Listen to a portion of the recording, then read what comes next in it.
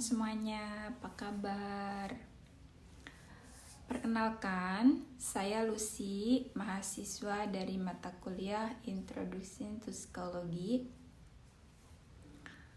Dalam video ini, saya akan membahas dan menganalisis salah satu fenomena sosial yang sedang ramai diperbincangkan, yaitu hustle culture. Kita akan melihat bagaimana budaya kerja keras berlebihan ini mempengaruhi pikiran, perasaan, dan perilaku individu dari sudut pandang psikologi. Saya juga akan mengaitkannya dengan kondisi otak yang terjadi saat seseorang berada dalam tekanan kerja yang sangat tinggi.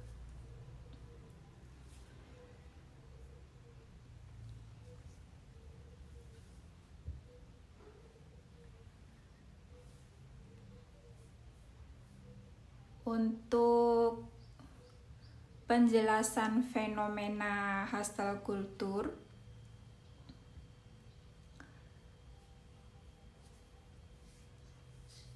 apa itu hustle culture?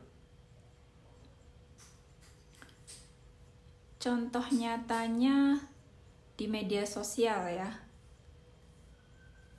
seperti TikTok, Instagram, YouTube.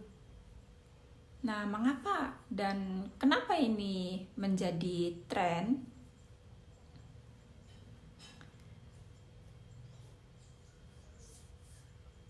Hustle culture adalah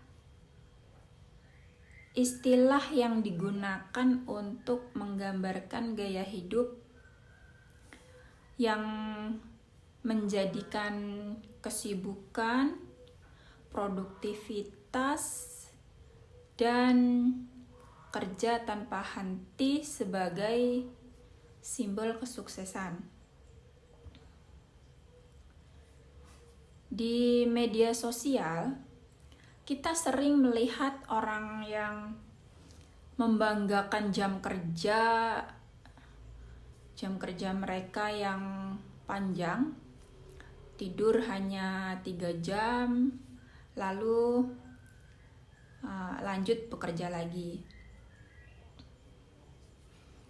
Tren ini diperkuat dengan kutipan seperti no pain, no gain, atau you sleep, I grind.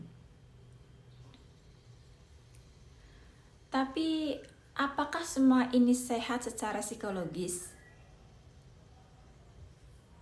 Dampaknya psikologis hustle culture itu bisa berdampak pada pikiran, perasaan, perilaku, seperti pikiran tekanan untuk selalu produktif, overthinking, dan juga perasaan cemas, stres, takut gagal, tidak pernah puas, dan perilaku seperti lembur terus-menerus, mengorbankan waktu istirahat, terus juga kehilangan keseimbangan hidup.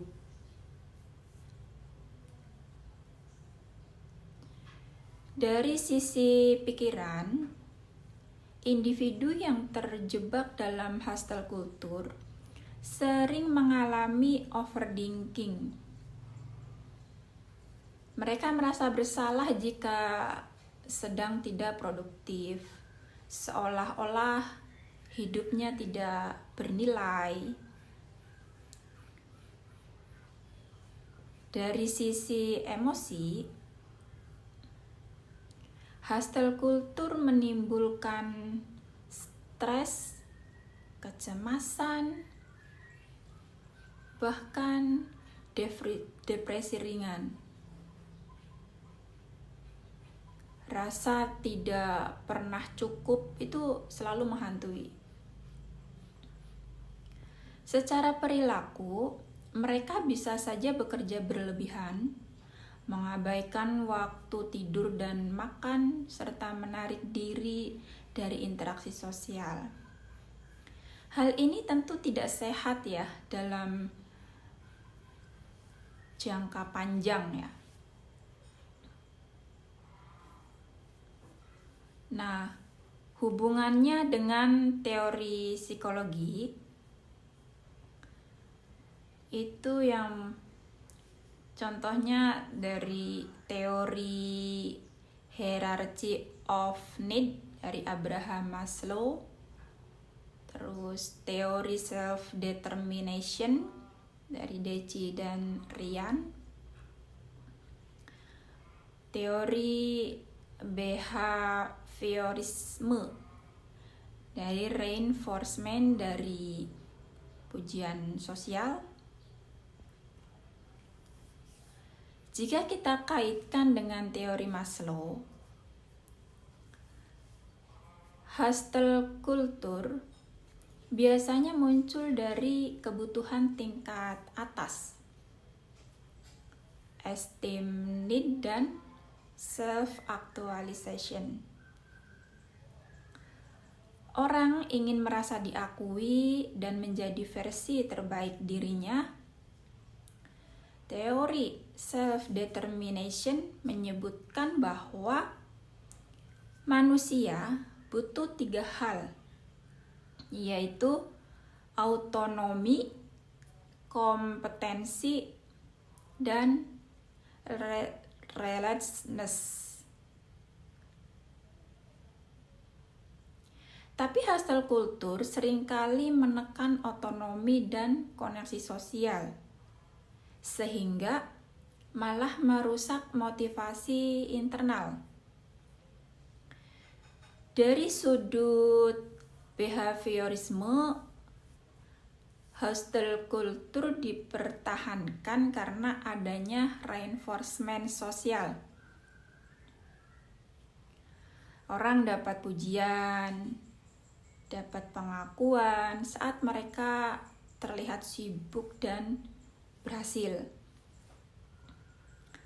Nah, dampak pada otaknya seperti kortisol tinggi, yaitu atau hormon stres ya, dan aktivitas amigdala meningkat, seperti emosi negatif begitu.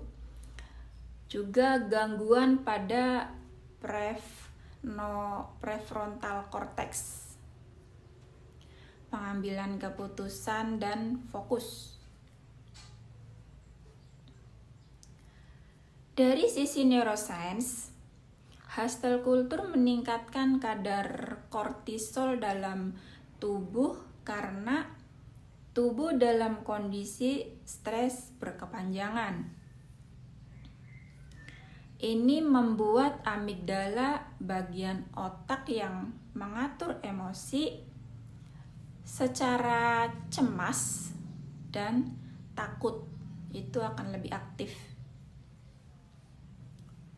Aktivitas prefrontal cortex yang bertanggung jawab untuk logika dan pengambilan keputusan itu bisa menurun akibat kelelahan. Sehingga orang jadi mudah impulsif dan kehilangan fokus ya.